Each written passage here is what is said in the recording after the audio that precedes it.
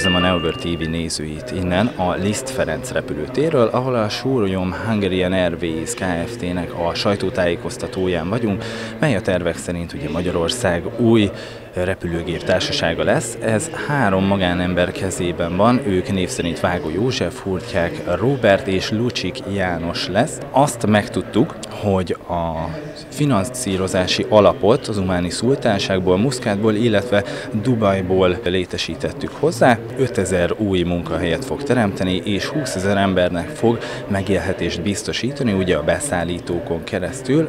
A sajtótájékoztatón kiderült, hogy 50 géppel fog indulni a Sólyom Airlines, amelyből ugye az első körben 6 Boeing gép fog érkezni, és a legeslegelső gép, amely meg fog érkezni, az Álmos vezérnevet kapta.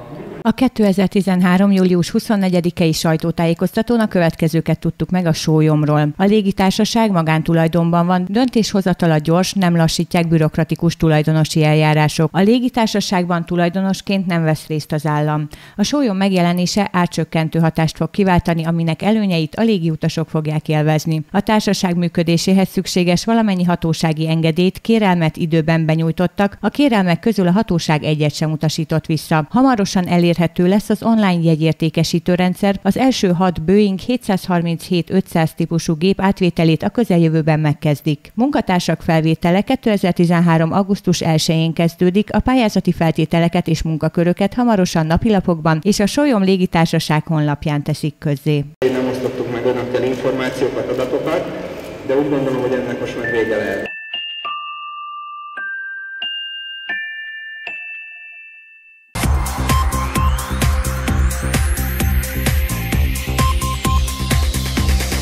Neobird TV.